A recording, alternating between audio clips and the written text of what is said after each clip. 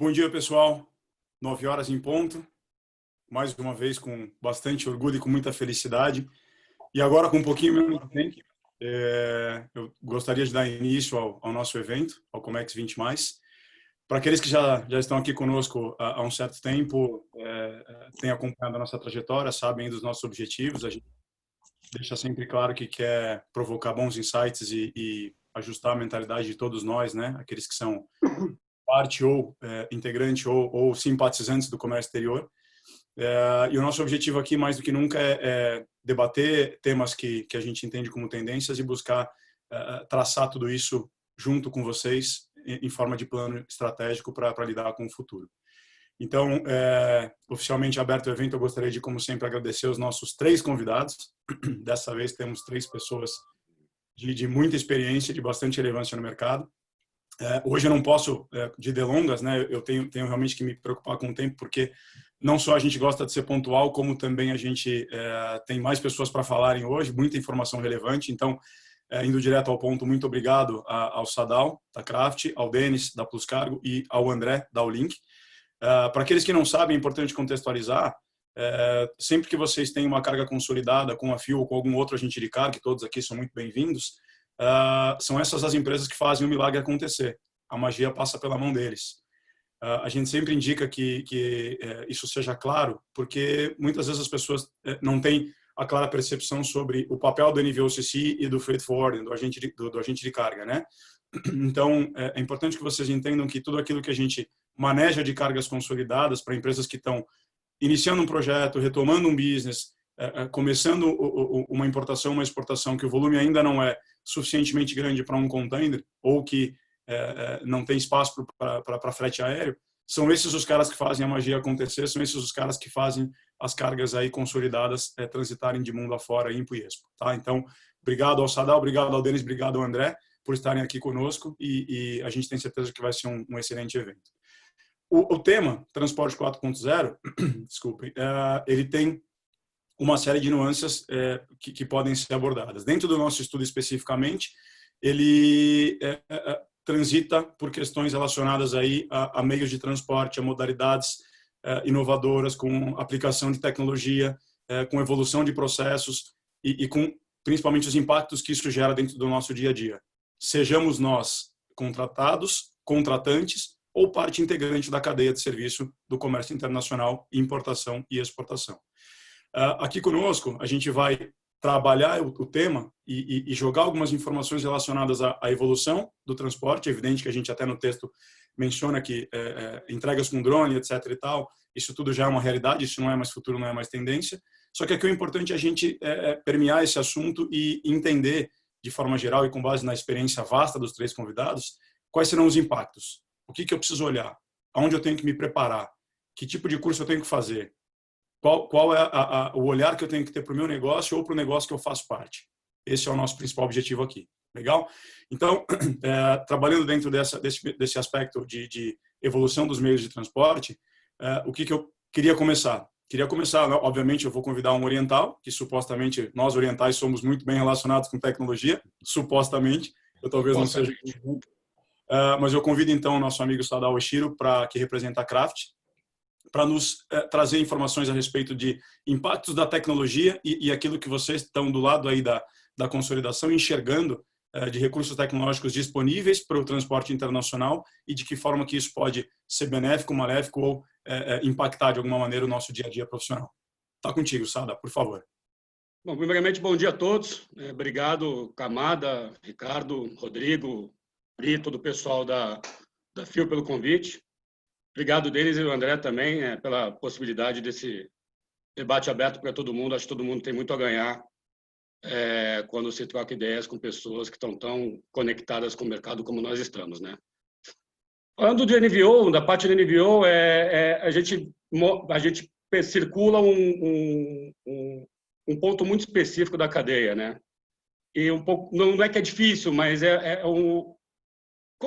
onde está o NVO, né? O NVO não tem o navio, né? No armador, a gente não tem nenhum tipo de ativo geralmente, e tampouco tem a carga, porque a carga está na mão dos forwarders, dos agentes de carga, né? Então a gente fica naquele ponto intermediário onde a gente precisa ter uma capacidade de adaptação muito maior nesse sentido, né? Porque a gente não está ditando regra em nenhuma das duas pontas, né?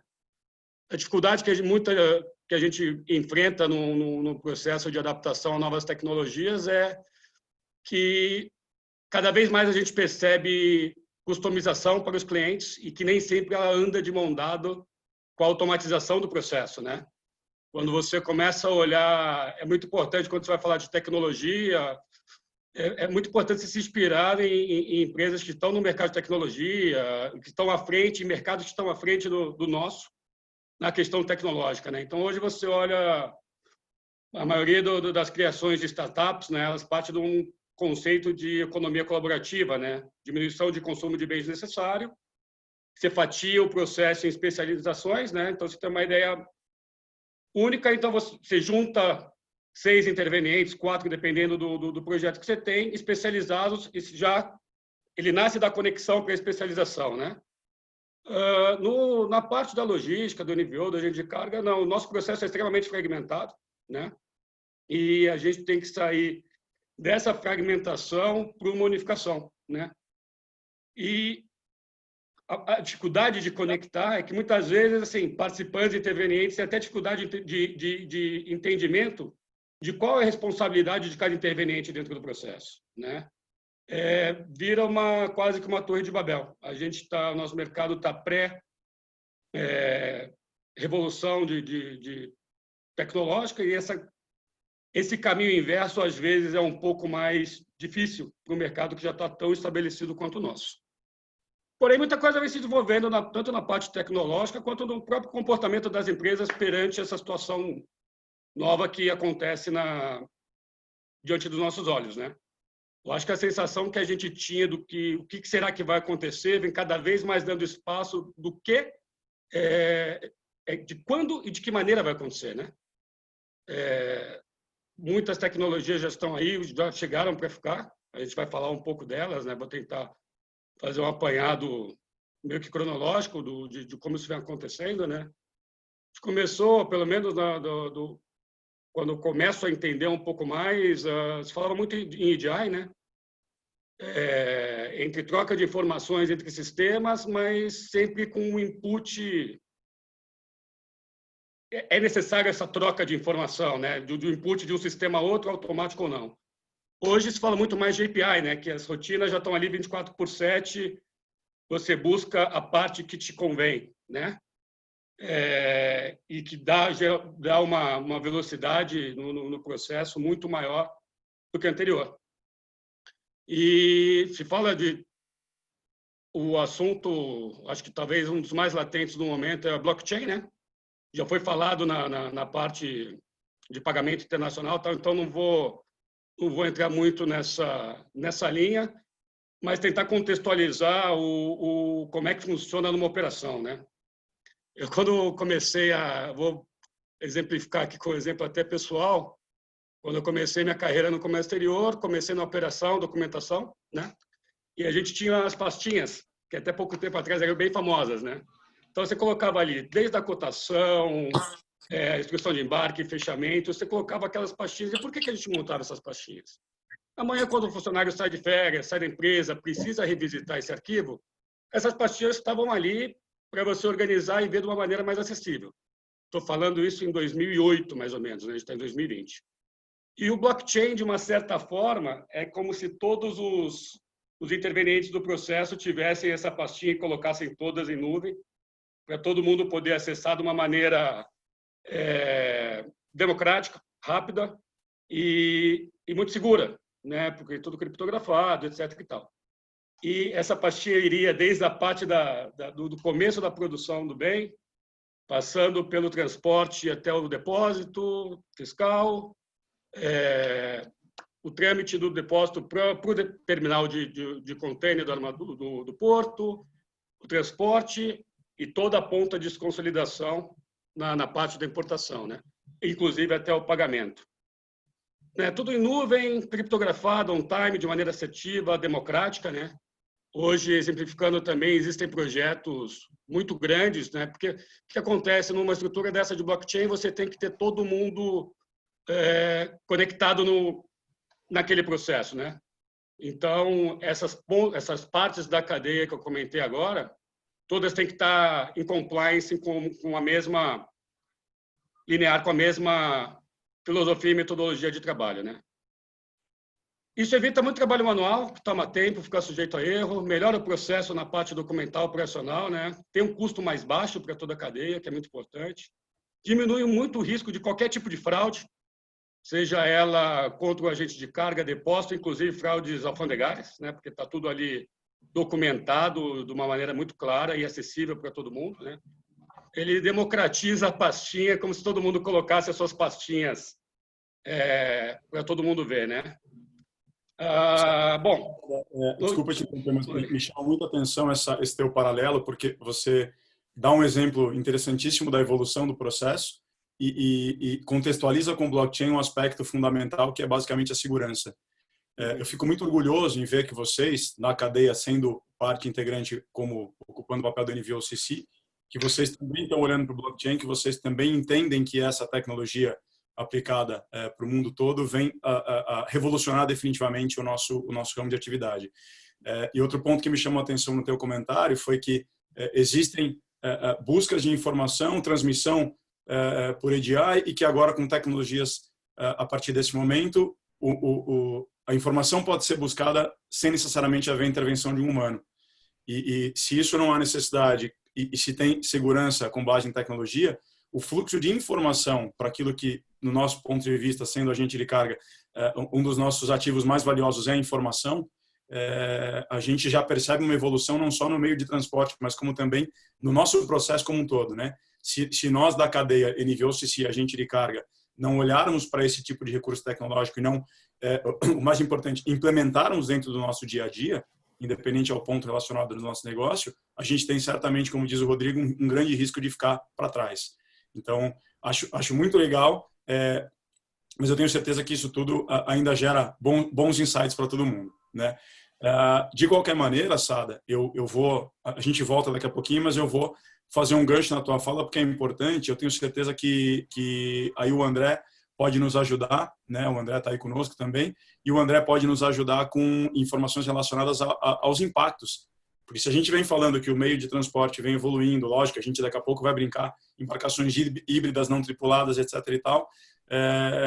Antes até de passar para o André, eu digo o seguinte: eu sei que vocês da Craft, sei que ao Link Plus Cargo também, vocês têm aderência ao projeto do EcoFreight, né? Talvez muitas pessoas aqui saibam o que significa, mas eu tenho certeza que algumas poucas também não, e acho que é importante contextualizar, porque isso também gera um impacto. E basicamente, eu sei que se eu estiver errado, você vai me corrigir, mas o EcoFreight basicamente calcula, são sistemas elaborados para calcular a quantidade de poluentes que as nossas empresas dentro do transporte, em cada um na sua cadeia, cada um no seu papel, emitiríamos, e a gente devolve isso em créditos para controles e projetos que cuidem da poluição mundial e de todos os impactos negativos que isso gera. Ou seja, além de tudo isso, a gente tem que pensar que essa tecnologia vem também atribuindo pontos positivos, que é o EcoFreight. Ou seja, a gente tem empresas que implementaram plataformas que controlam a emissão de poluentes no nosso segmento, no de vocês e no nosso, e dão aí créditos e encontram maneiras com tecnologia de devolver isso de alguma forma para a natureza, né? Então, vocês são aderentes ao EcoFreight também, né, Sada? Sim, somos. A gente oferece a possibilidade, né? E, inclusive, oferece a possibilidade não só para fechamentos aqui no Brasil, mas também para a nossa rede de agentes. Legal. Então, a gente tenta globalizar, de uma certa forma, essa tendência, né? Acho que isso é importante, antes da gente falar dos impactos com o André, é importante a gente contextualizar e pedir para quem não tem familiaridade com o tema, que dê uma olhada nisso, porque é importante, é muito legal e nos faz entender um pouquinho melhor por que hoje a gente paga um low sulfur no frete internacional marítimo, por que algumas empresas têm uma diferença de custo independente da rota que você vai utilizar. Enfim, acho que tudo isso é importante porque é parte da evolução dos meios de transporte também. Mas com relação aos impactos, Sada, obrigado por enquanto.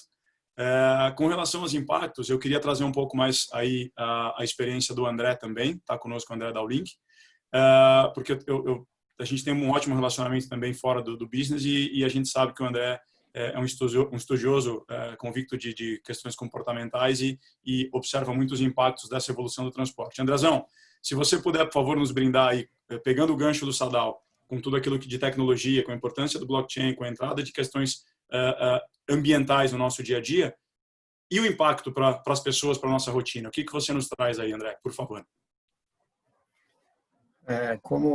Primeiro, bom dia a todos. Obrigado pela oportunidade, galera da FIO, Luz, Craft e ao Link, obviamente. Essa tecnologia toda que o Sadal brilhantemente decorreu aí, ela tem um impacto muito grande na cadeia inteira, né? Então, eu quero extrapolar um pouco, quero ir um pouco além do transporte só, efetivamente, porque a gente que está no Comex acaba enxergando, no nível, acaba enxergando a cadeia logística inteira e a gente vê o impacto disso. Mas eu acho que uma das coisas mais importantes que a gente tem que levar em consideração é o impacto que isso tem na nossa vida profissional e na nossa vida pessoal. Todas essas ferramentas que o Sadal comentou e de tecnologia disruptivas que estão vindo para o mercado transformam essa informação e vão transformar a nossa rotina de trabalho. As funções manuais, o Ctrl+C, Ctrl+V, ele vai deixar de existir num espaço curto de tempo, porque os robôs vão fazer isso para a gente. A gente vai deixar de fazer essas pastinhas e vamos passar a ter num clique, num BI, um dashboard que vai aparecer toda essa informação na nossa tela. Então, isso tem um impacto muito grande na nossa, falando dos profissionais de Comex, na nossa carreira, que a gente vai passar, nós temos que passar a nos preocupar muito mais hoje com a informação que vai estar disponível e como tratar essa informação do que como gerar essa informação. Porque essa informação já existe, ela já está aí, ela vai vir cada vez maior e mais rápida. Então, eu acho que uma semente para reflexão nossa é que qual vai ser a nossa tarefa no Comex, na logística, no transporte, na cadeia? O que nós vamos fazer? Uma coisa que a máquina ainda não faz, e eu digo ainda porque eu acho que ainda vai fazer, primeiro é a paixão que a gente tem pelo negócio. O mosquitinho pica a gente do Comex e a gente trata o Comex de forma diferente. A gente trabalha diferente, mas a gente vai ter que ter uma visão muito mais analítica hoje do que sintética, porque a gente vai ter que aprender a lidar com os números e não gerar os números. Então, acho que esse é um impacto enorme que a tecnologia vai trazer para o nosso negócio e que a gente tem que ter uma preocupação muito grande e isso vai nos atingir diretamente. O lado positivo disso é que nós, e aí todo mundo aqui dessa audiência, nós somos pessoas privilegiadas, nós somos pessoas com acesso à informação, a gente deixa de fazer uma execução, é uma mão de obra especializada, a gente deixa de executar, vamos usar mais a cabeça do que as mãos, vamos ter que usar mais inteligência, mais criatividade, mas talvez a gente esteja preparado para isso. Mas tem um impacto negativo, vamos dizer assim, dessa revolução do transporte, da logística industrial 4.0 que a gente está chamando, que vai impactar na linha de frente, na base. Para dar um exemplo bem básico aqui, caminhões autônomos. Caminhão autônomo já é uma realidade, assim como é o blockchain, assim como é a entrega de pizza e remédios com drones. Isso vai afetar muita gente. Tem um estudo na Inglaterra que aponta, só como um exemplo, de que para cada um caminhoneiro que vai perder o emprego, outros 8 vão ser impactados. Outras 8 pessoas vão ser impactadas, direto e indiretamente. O caminhão que faz um percurso hoje de 1.000 quilômetros, que faz 3, 4 paradas numa lanchonete, no posto de gasolina de beira de estrada, não vai ter mais esse motorista. E aí, você não tendo esse motorista, você não tem o garçom que vai atender ele no restaurante, você não tem o chapeiro que faz o hambúrguer dele, você não tem o pessoal da faxina que faz a faxina no vestiário que ele toma banho, porque não vai ter banho, não vai ter motorista. Isso tem um impacto muito grande na linha de base e isso vai mexer com a sociedade, com a comunidade. Você falou de eco-freight, tem uma informação interessante que eu lembrei agora. Por exemplo, os navios já estão com... A gente até comentou isso outro dia, né? Os navios estão usando pinturas, tintas especiais para diminuir o atrito do casco na água e melhorar a eficiência do navio e também tem um impacto menor no meio ambiente. Isso tudo é tecnologia e esses navios não são mais tripulados, ou vão deixar de ser tripulados. E a boa notícia para um comandante, por exemplo, é que antes ele embarcava em Xangai e fazia um round trip de 70 dias para voltar para a casa dele. Hoje ele vai levantar da casa dele, vai sentar num escritório, vai operar o navio, daqui 8 horas ele tira o cap, passa para outro comandante e volta para casa. porque o transporte vai ser autônomo. Eu acho que o maior impacto, falando de transporte, de revolução de transporte 4.0, é a automação. O transporte, como tem uma linha de frente, uma mão de obra no transporte, e ela não é pequena, ela é muito grande, isso vai ter um impacto enorme na cadeia inteira. E aí não só na cadeia, eu falei agora do estudo da Inglaterra, para vocês terem uma ideia, no Brasil são 850 mil motoristas de ônibus, caminhoneiros. Então, tudo bem, a médio prazo não deve acontecer muita coisa no Brasil, porque demora um pouco mais, mas imagina o impacto que isso não vai ter, esses 850 mil motoristas que vão deixar de existir porque os caminhões vão passar a ser autônomos.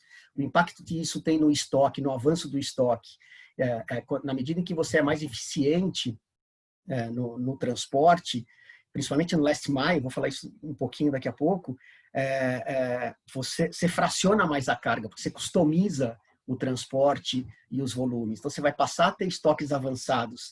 Isso pode mexer, inclusive, numa estrutura e no conceito de centro de distribuição. Então, tem um impacto nas pessoas, tem um impacto no transporte, tem um impacto na cadeia toda, mas tem um impacto também na ponta, na entrega. Nós estamos aqui em tempos de pandemia, vai fazer 4 meses, aliás, hoje faz 4 meses que a gente está em casa, foi 14 de março, foi um sábado, há 4 meses atrás, todo mundo aqui, com certeza absoluta, fez vários pedidos delivery e recebeu várias coisas em casa, não só a pizza que a gente estava acostumado a pedir. Eu comprei cabo USB, cadeira gamer para os meus filhos, sem sair de casa, isso tudo está acontecendo. Essa entrega que acabou sendo potencializada com a pandemia, que é o last mile, que a gente chama, que na logística, que é essa entrega na ponta, o B2C, teve uma evolução enorme, com plataformas digitais enormes. Isso também tem um impacto positivo, na medida em que você tem melhores serviços, com mais tecnologia, muito mais rápido e muito mais seguro, mas também vai ter um impacto a médio e longo prazo na cadeia de emprego, nas pessoas. Porque aquele cara que migrou do aplicativo do Uber, porque não tem passageiro, e comprou uma motinho para fazer entrega, e esse vai ser o nosso novo normal, vamos dizer assim, que é a entrega do delivery, né? que essa plataforma, esse last mile, ela tende a ser automatizada e vai ser entregue por drone. Então, eu recebi eu ainda recebo a Veja, por incrível que pareça, eu ainda recebo a Veja, porque meu contrato é antigo. E na Veja dessa semana tem uma coisa interessante, dessa semana, entrega de pizza por uma rede enorme de pizzaria, entrega de pizza, isso é dessa semana, na praia, na Holanda. Cara, já é realidade, já está acontecendo, isso já tá acessível. Uma rede de farmácias nos Estados Unidos e no Canadá já está entregando remédios com drone e está fechando as suas lojas físicas, porque a gente vai fazer um pedido numa plataforma digital, não interessa de onde esse remédio está vindo, interessa que ele vai chegar. E não vai chegar mais na sua casa, vai chegar na sua mão. Se estiver andando do restaurante para o seu escritório, para a sua casa, e fizer um pedido, o drone vai baixar e vai entregar o remédio na sua mão. Esta tecnologia embarcada, literalmente embarcada, tem um reflexo muito grande, eu acho que na comunidade, do lado positivo, pessoal, para a gente, mas também eu acho que exige uma reflexão importante do lado da comunidade, da sociedade, que vai sofrer um impacto com essas novas tecnologias, e isso vai causar uma transformação na forma com que a gente tem que trabalhar e da forma com que as coisas vão transformar os empregos. Eu acho que isso é uma coisa que a gente tem que levar muito em consideração, e o transporte com certeza tem uma influência enorme nisso, e essa geração vai sentir isso de perto. O que vai acontecer nos próximos 5 anos, a gente não viu acontecer nos últimos 20 anos. Isso eu tenho certeza absoluta. Todo mundo comenta, né, André, que a Revolução Industrial agora que nós vivemos é certamente a mais impactante pelo prazo em que ela vai acontecer, pelo quão rápido vão ser essas mudanças. Você, junto com o Sadal, comentando sobre a implementação de tecnologia nas embarcações, etc. e tal, ao mesmo tempo é engraçado, e eu sempre faço um paralelo entre futuro e passado, porque a gente vê diversos projetos, não só, obviamente, como alguém comentou no grupo, a Tesla com navios híbridos, autônomos e totalmente livre de combustível, etc. e tal. Tudo isso é uma realidade que a gente já enxerga. A Tesla hoje, do segmento automotivo, é a empresa com maior valor agregado do mundo. Isso já é um grande absurdo do bem. Mas, ao mesmo tempo, a gente vê embarcações que também vêm usando energia do vento.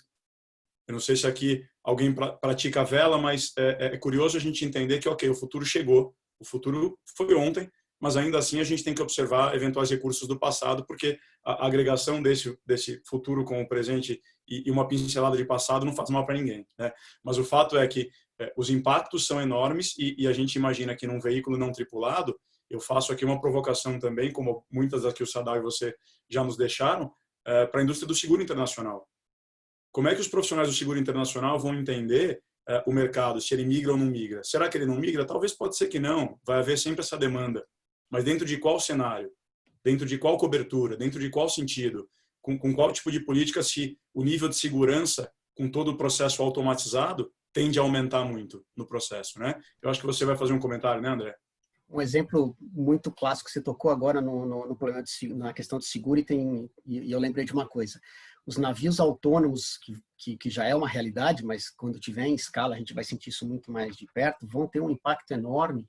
As companhias de seguro vão ter um impacto enorme com esses armadores, porque, só para vocês terem uma ideia, 70% dos acidentes causados em operações de atracação e desatracação nos portos são causados por falha humana. Sim. Então, de cada 10 acidentes em atracação e desatracação, 7 são causados por falha humana. Na medida em que você não vai ter mais falha humana, isso tende a zero. E aí o seguro vai cair. A apólice de seguro do armador tende a cair. Isso vai ter um impacto no custo do transporte marítimo, provavelmente. A gente não sabe em qual volume, mas isso vai acontecer. Então, a tecnologia também, você comentou em seguro, eu lembrei desse dado, que é um dado interessante para a gente também levar em consideração. Eu acho perfeito e de novo, é uma excelente reflexão. Muitas vezes a gente está aqui reclamando, por qualquer que seja o aspecto, né, o teu ponto na cadeia, mas, poxa, eu estou pagando agora uma taxa de low sulfur, eu acho que isso é uma besteira, enfim. Em alguns aspectos isso até pode ser, eu respeito as opiniões e a gente não está aqui para falar sobre elas, mas certamente alguns pontos da cadeia vão ser melhorados e alguns custos vão ser diminuídos também nesse processo de evolução do transporte 4.0. Com toda a tecnologia que o Sadal falou, a gente entende que, além de tudo, né, que é onde eu sei que o Denis está louco para falar e tá nos preparando para brindar com algumas informações, mas é onde a gente volta a falar do reskilling.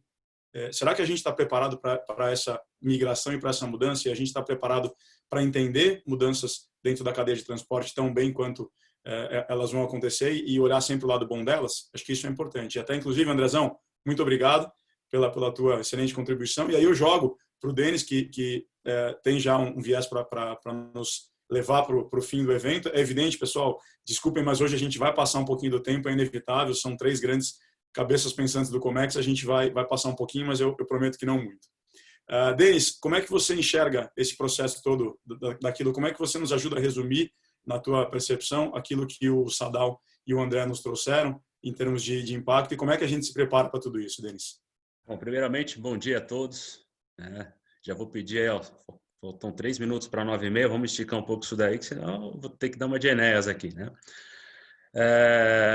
Eu acho que é importante dizer, né, que a base dessa revolução ela está em pleno desenvolvimento, com gás total, né?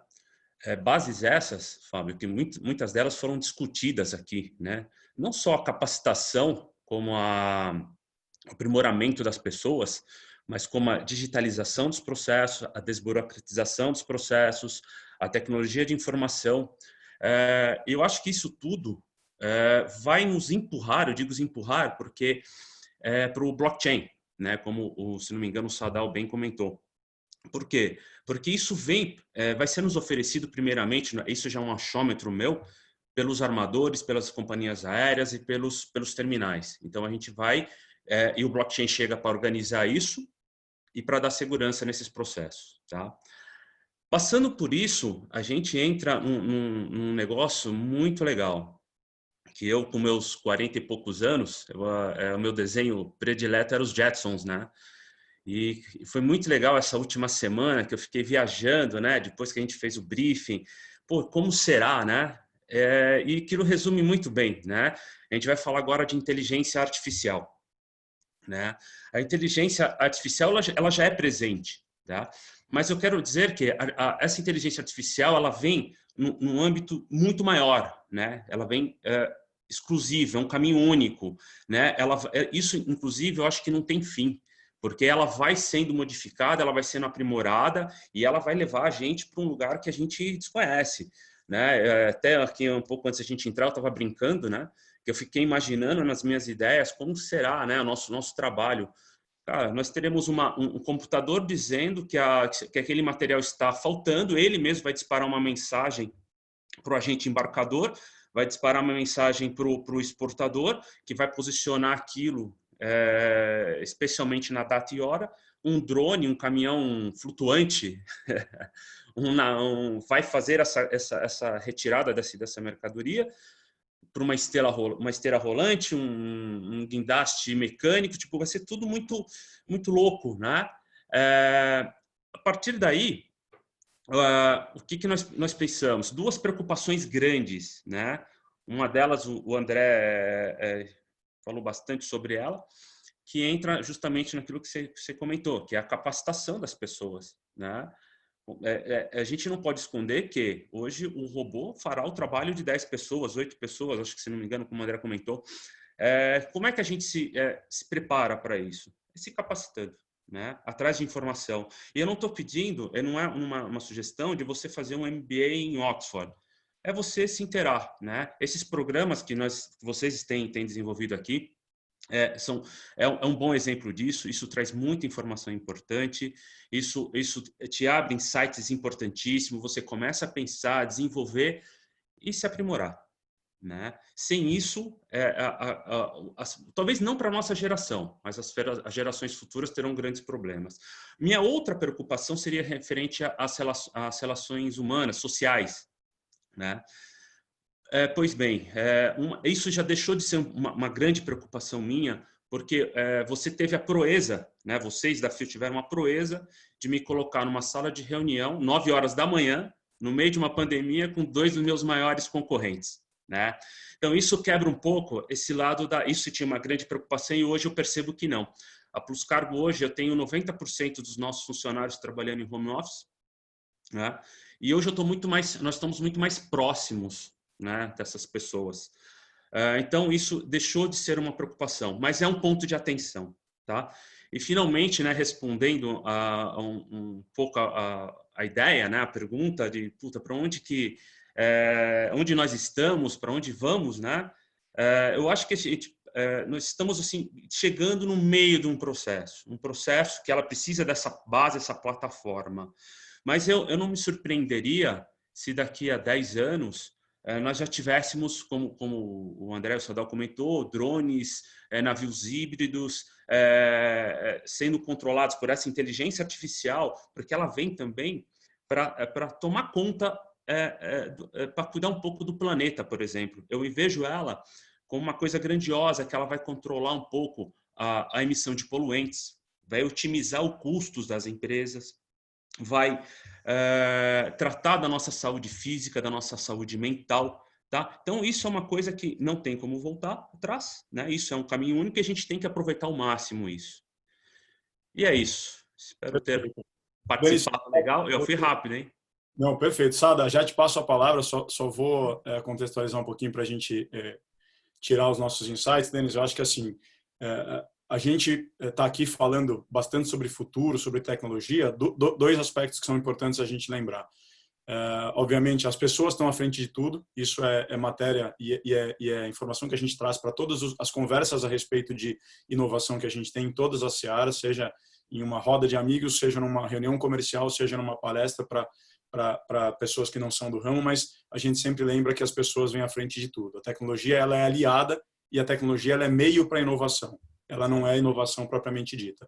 É evidente que algumas pessoas devem estar olhando, poxa vida, claro, tudo aquilo que eles estão falando é super futurístico, eu concordo que a gente vem dos Flintstones aos Jetsons, né? Esse é o nosso paralelo, mas tudo isso que está sendo dito aqui não é futuro, isso é realidade. É importante deixar claro para as pessoas, principalmente para quem não é do ramo, né? Grande parte dos armadores estão já implementando o blockchain que o Sada bem comentou dentro dos seus processos. A gente falou aqui em outras lives sobre a inexistência do BL físico em um futuro muito próximo, mas com relação às embarcações e aos meios de transporte, tudo isso é uma realidade e existem protótipos que já estão em teste. Então, a gente tem que ficar muito atento com isso. E o ponto importante da fala do Denis será que a gente tem skill para tudo isso? E a gente não precisa mistificar, ninguém precisa aqui, como ele falou, sair maluco, mas a gente precisa estar aberto, estar atento, como o Denis muito bem comentou. Então, acho que esse é o grande insight. A gente tem que olhar para a tecnologia como meio de inovação e não como inovação propriamente dita, e a gente tem que estar disposto a olhar para esse futuro, porque esse futuro está logo ali, né? E eu tenho certeza que isso é um dos principais insights da tua fala. Sada, contigo. Ô, Camada, obrigado. Não, só ia contextualizar a questão até para os espectadores terem talvez nem todo mundo tenha acesso a esse tipo de informação, e a gente está aqui justamente para democratizar, né? Que do blockchain, que sim, que era a minha próxima parte, né, mas o tempo está curto, que isso é uma realidade, né, que a IBM e a Maersk já há 2 anos desenvolvem uma plataforma integrando operador logístico, agente de carga, portos, autoridades governamentais e outros armadores também, né, como o MC, CMA, Hapag, One. Aí eles fecham cerca de 60% do market share global de armador, numa cadeia de blockchain única, né? E semana passada, se eu não me engano, a Costco anunciou uma parceria com a Alibaba para seguir esse mesmo caminho, né? Então, de novo, não é que isso vai acontecer, isso está acontecendo já há algum tempo, e a velocidade que isso deve tomar pós-pandemia, né? Que a pandemia, acho que bem ou mal, ela acelerou um pouco esse processo, né? De automatização das empresas e tudo mais, né? A gente, até pouco tempo atrás, mistificava o home office, né? Que é uma coisa que hoje a gente vê quanto tempo a gente perdeu para implementar algumas regras que são básicas no mundo em geral, né? Então, eu queria só contextualizar para os espectadores a aplicação efetiva do recurso do blockchain. E acabou que a gente não falou de IoT, mas o André emendou aí perfeitamente e chutou de primeira. Show. Obrigado, Sada. Obrigado. E é muito importante você deixar isso claro, porque traz exemplos do nosso dia a dia, que muitas vezes a gente, por conta de qualquer que seja a rotina, não tem acesso a essa informação. E acho que é fundamental a gente enxergar que, se os maiores players do mercado já estão implementando, isso de fato não é futuro, isso é realidade. Uma informação importante e talvez muito relevante, claro, a gente não precisa aqui discutir a magnitude do mercado chinês, mas é o país no mundo que detém o maior índice, número de registros de patente blockchain para espécies de tecnologia aplicada com blockchain no mundo, é a China. Ou seja, vamos imaginar que existem 900 patentes de blockchain postas, um número não exato, tá? Mas pelo menos 200 a 250 são na China. Ou seja, a tecnologia já chegou e lá ela está sendo desenvolvida a passos largos. E a gente sabe que bons exemplos nesse sentido acabam sendo replicados, e aí regime político, economia, isso nada vai ter a ver com os passos largos que a tecnologia e a aceleração nesses processos vem dando. Enfim, eu sei que vou ser criticado mais uma vez. Ontem algumas pessoas me ligaram já dizendo que, poxa, será que amanhã não dá para a gente fazer um evento de 1 hora, porque realmente tem muita matéria. Eu fico muito feliz com esses feedbacks. Mas antes de encerrar, eu preciso dividir com o público aí. A gente teve quase 190 pessoas na média aí em sala fixos, e aí eu aproveito essa audiência toda para agradecer todas as pessoas, como muito bem comentaram no grupo. Temos pessoas do mundo todo, sejam parceiros, clientes, amigos, agentes, parceiros de vocês. Acho que isso é super importante, ver o nível de interesse das pessoas com relação a temas de cotidiano, mas observando também tendências de futuro para permitir que a gente faça um planejamento mais assertivo. E por uma iniciativa do André, muito bem acomodada pelo Sadal e pelo Denis, a gente tocando a essas questões de se preocupar com a sociedade, nos impactos que isso causa, a gente não poderia deixar de acatar uma ideia tão excelente dada pelo André. André, parabéns pela ideia, muito legal. E eu vou divulgar aqui a tua ideia agora no final do nosso evento. Parabéns ao Denis e ao Sadal também, né, fazendo os joinhas ali por estarem conosco na ideia. Mas a gente havia combinado que ao final da live, se a gente passasse o número de 100 convidados, isso passou faz tempo, graças a Deus isso aconteceu e fico muito feliz com isso, a gente faria uma doação em igual quantidade de cestas básicas para uma instituição de caridade. Então, os players aqui envolvidos, tanto a FIO como eu não vou chamar de organizador, mas do idealizador desse projeto, que tanto foi bem desenhado por vocês, convidados, né? A gente vai fazer a doação de 100 cestas básicas nessa fase agora que tanta gente está precisando. Então, claro que não é esse o objetivo principal, por isso que a gente deixou essa informação para o final, mas longe da gente dizer que a importância dessa ação não seja talvez tão grande quanto a magnitude que esse evento, que se encerra hoje o primeiro ciclo, né, que esse evento tomou, e a gente está muito feliz por isso. De novo, eu queria agradecer vocês e parabenizar todas as pessoas que estiveram e estão aqui conosco. O nosso último evento hoje tem a nossa maior audiência. A gente está muito orgulhoso por isso. A gente sabe que as pessoas têm interesse, tem todo mundo muita coisa para fazer. A gente fica muito feliz com essa adesão e sabe que o mais importante é tudo aquilo que foi discutido aqui tem que ser analisado por todo mundo, independente a posição na cadeia em que a gente ocupe, e isso tem que ser internalizado dentro das nossas empresas, independente da posição que a gente ocupa, hierarquicamente falando. Será que a gente está em acordo com todas as tendências que foram aqui listadas? Eu até tenho, obviamente, o direito de não concordar com todas elas e não achar que todas elas vão se tornar uma realidade, né? E isso, ok, isso é super válido, mas ainda assim, o convite que a gente faz com o encerramento desse evento é: olhem para dentro das suas empresas, olhem para dentro das suas profissões, das suas condutas profissionais, dos seus skills, de tudo aquilo que você observa e tudo aquilo que você está disposto a aplicar dentro do teu dia a dia. Isso não é fácil, a gente comentou também, já para ir encerrando, tem uma questão cultural. A gente muitas vezes tenta implementar mudanças ladeira abaixo e a gente põe isso para andar porque isso está na moda, porque alguém falou, porque isso é importante, mas a gente esquece de alinhar a cultura. A empresa tem que ter uma cultura totalmente alinhada ao processo de inovação e às mudanças. A empresa tem que ter uma cultura do board para baixo de observar tendências para, assim, fazer um planejamento estratégico mais assertivo. E é essa a principal mensagem que a gente deixa aqui com esse trabalho. A gente quer muito que as empresas nos procurem, independente da posição delas, até inclusive concorrentes, e todo mundo aqui que me conhece sabe o quanto eu enxergo positivamente concorrente. Eu gostaria muito que a gente promovesse mais debates acerca dos temas aqui que foram brevemente discutidos, porque a gente precisa olhar para isso, a gente precisa remodelar o nosso mercado e a gente precisa estar à frente do tempo.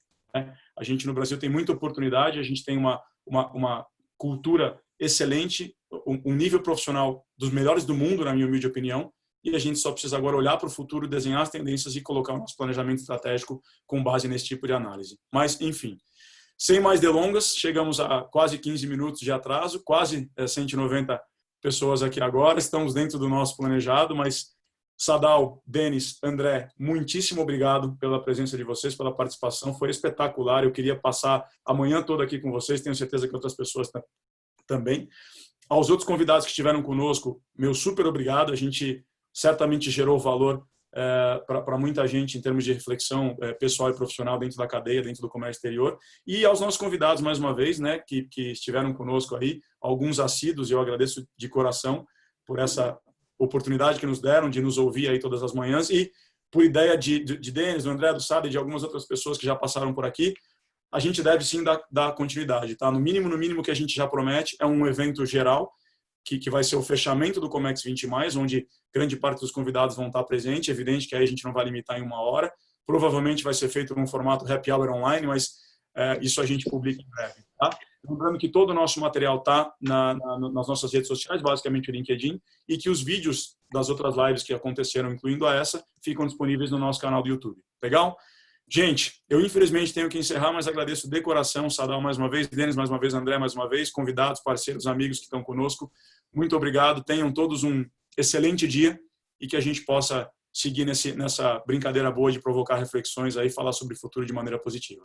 Valeu? Valeu. Obrigado. Tudo de bom, viu? Tamo junto. Vamos lá. Obrigado.